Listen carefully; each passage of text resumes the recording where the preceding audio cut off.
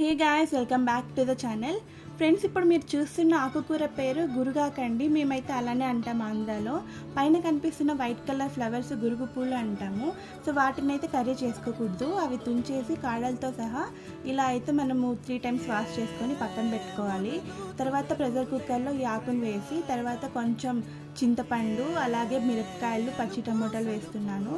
So పచ్చి టమాటాలు ఎందుకంటే ఈ ఆకు కొంచెం చప్పగా ఉంటుంది. సో మంచి పుల్లగా ఉండడానికి పండుగా ఉన్న టమాటాల కన్నా పచ్చి వేసి మంచి టేస్ట్ వస్తుంది. నాకు లక్కీగా మా ఇంట్లో అప్పుడు పచ్చి టమాటాలు మా అమ్మ పంపించింది ఊరి నుంచి. తర్వాత అందులోకి ఆనియన్స్ కానీ, పసుపు, కొంచెం ధనియా పౌడర్, ఆయిల్ కూడా వేసాను. ఆ క్లిప్ తీయడం మర్చిపోయాను.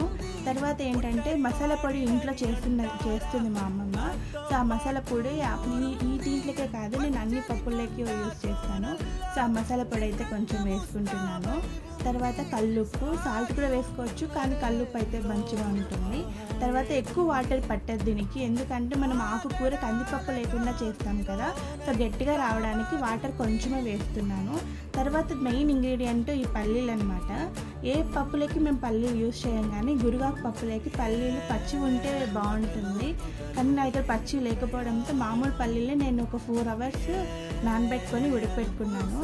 సో ఆకైతే బాగా 4 విజిల్స్ పెట్టుకున్నాను మెత్తగా అవ్వడానికి. ఇలా స్మాషర్తో పప్పును బాగా రుబ్బుకోవాలి. ఫైనల్గా మనము పోపు పెట్టుకుంటే మన గురుగాకు పప్పు అయితే రెడీ అయిపోతుంది. ఆయిల్ వేడయ్యాక ఆవాలు, అలాగే వెల్లిపాయను దంచి వేసుకున్నాను.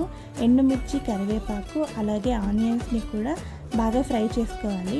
మనం పల్లీని ఉడకపెట్టుకున్నాం కదా, అవి కొంచెం పెద్దగా ఉన్నాయని నేను పప్పు రుబ్బుకున్నప్పుడే ఆ పల్లీని కూడా కొంచెం బద్దలుగా అయ్యేలాగా రుబ్బేసుకున్నాను.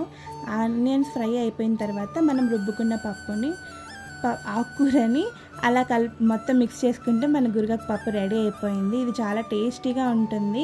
కందిపప్పు వేసుకొని చేసే పప్పు కూడా బాగుంటుంది, కాకపోతే నేను గురుగాకుని ఇలానే చేస్తాను, నాకు ఇష్టమని.